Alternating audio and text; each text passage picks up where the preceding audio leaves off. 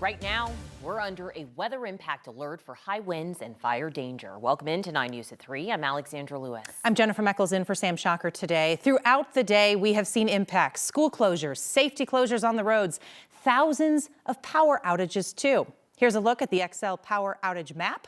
At last check, they're reporting more than 100 outages affecting nearly 68,000 customers, including some of their planned power outages. Those started at 10 o'clock this morning. And Core Electric also has some outages, more than 6,500 people without power in their customer coverage areas. Our weather impact team has been hard at work all day for you. Jaden Knowles is live in Boulder. We've got Kathy Sabin tracking your full forecast, of course, and all the impacts. But first, we want to start with our Chris Bianchi, who's watching the live radar.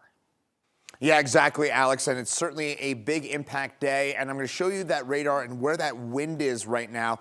But here's a look at some of those peak gusts, and these updated within the last 30 minutes or so, and we're seeing those winds really gusting up to about 90, 95 miles an hour on a regular basis along the Highway 93 corridor. Now, if you're familiar with the Denver area, this is typically our windiest part of the metro area. What stands out here, folks, it's actually the fourth one here. Boulder Airport. If you're familiar with Boulder, the airport is on the northeast side of town, which is the least windy side of Boulder. So Boulder as a whole is getting it. It is not just the west and south sides of Boulder, the windy spots. It's also the airport and really the whole city that is getting hit pretty hard by these winds. Right now at the airport, 24 miles an hour. I will say within the last 10 minutes, I was just telling Kathy this, just saw a gust at I-25 in Alameda here in Denver, 54 miles an hour. So that wind is moving its way into Denver as we speak. Closer look in. Again, the majority of the Denver area just starting to get at the very beginning of that wind. But for a bit more on that forecast, and Kathy, again, a lot of the metro area has not seen the core of that wind yet,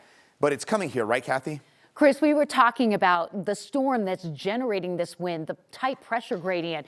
We're tracking a cold front moving through Salt Lake City and the Wasatch, headed into Colorado, and should be cruising across the Front Range over the next few hours. So that storm is generating, well, winds that are just really dangerous and damaging, extreme, if you will. Let's go outside. We're seeing those cameras bounce around just a little bit as many of the cameras that we've been watching continue to kind of just move and bounce. And we're seeing, well, that the weather computer is not going to advance with this one. So stand by for 1 second and I will advance it.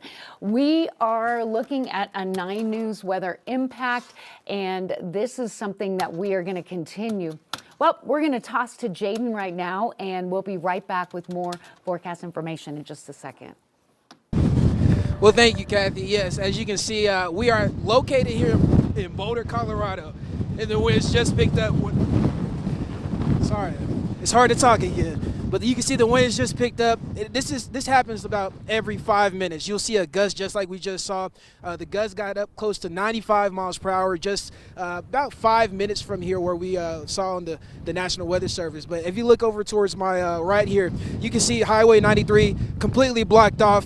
And that's blocked off because of the wind conditions. That's something that I haven't really seen since I've been here in Colorado. And then if you just pan the camera towards the left a little bit, we're here at the gas station, and these winds are shaking these pumps back and forth. I mean, since we've been here about 30 minutes here at this location, and we've seen a couple of times where the gas pumps were actually shaking back and forth. I've never seen nothing like that before. I mean, I feel like I'm accustomed to seeing winds now. And these winds that we're seeing isn't sustained, but these gusts are extremely strong. And so that's the reason some of the officials went ahead and issued that red flag warning as well as the high wind warnings. And it's just getting started. I mean, I know a lot of people, I posted a video on social media, and I know a lot of people are leaving comments saying that it's not windy at where your location is yet. These winds are soon to come, and they're just getting started. And this is just some of the things that we could see throughout the rest of the afternoon hours. But, you know, it's been 2 weeks ago since we've seen that snow. That snow has already melted, so the ground isn't saturated. That's where the concerns come in about fires being started, because if a fire does start, it could spread rather quickly. So also, if you haven't already put your Christmas decorations inside or just any patio furniture, you might want to go ahead and do that, because some of your furniture and decorations might be in Kansas somewhere, because these winds are whipping, I'm telling you. But overall, we're out here tracking it. Of course, the entire weather impact team is out here. But live in Boulder, Jaden Knowles, 9 News. And Corey, how are conditions there where you are located at? Hey, Jordan. Hey, Jordan. Yeah, it sounds like Jaden, that things are really rocking up there in the Boulder area. So I am north of Golden on Highway 93. This is still the part that's open. So 93 is closed just a little ways up the road here. We're not getting sustained wind gusts, but every about 5 to 10 minutes, we'll get a very strong wind gust, and there's evidence of that right around me here. So if you look right across the street here, this is Highway 93, looking towards the north, you can see these two power poles that are just swaying in the wind, completely snapped. So about 8 feet up the pole here, both of these poles are completely snapped and just hanging by the force of the lines above. So a 60-mile-per-hour wind gust can snap a line like this, but since these lines experience 60-mile-per-hour winds quite frequently, I'm thinking it's going to be about a 75-mile-per-hour wind gust that would take a power pole and snap it like that. Now we're seeing those wind gusts on the meters, you know, like Chris and Kathy have been reporting, 85, 90 mile per hour.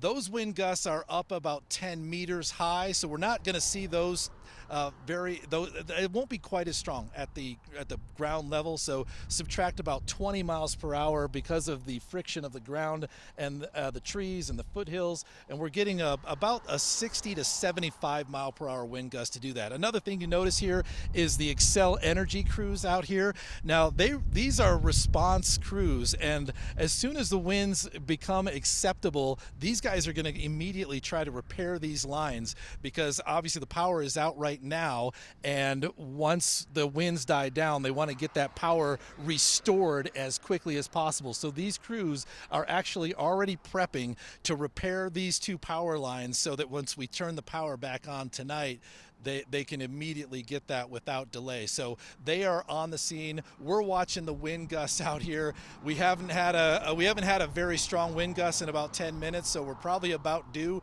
because that's about how frequently those stronger wind gusts are coming. So reporting live out here near Golden, I'm meteorologist Corey Reppenhagen for the 9 News Weather Impact Team. Send it back into you, Alex. All right, Corey, thank you for that visual of just showing how impactful and strong these winds truly are. And so we want to talk more about the impacts happening now. The wind is causing safety closures on roads all across our state. Colorado 93 is closed from Arvada to El Dorado Springs. 120th Avenue is also closed in that area through Superior. And US 36 is closed between Boulder and Lyons.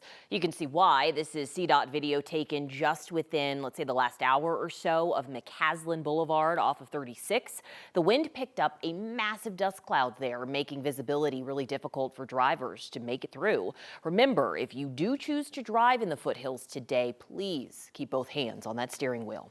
Things are picking up at the airport. We've got our eyes at DIA too, where their ground delay is happening. Up until the last, say, 10 minutes or so, the airport has seen just over 100 delays caused by the wind. Our meteorologists warn this could last throughout the evening. Of course, we're on top of it for you. We'll keep you updated.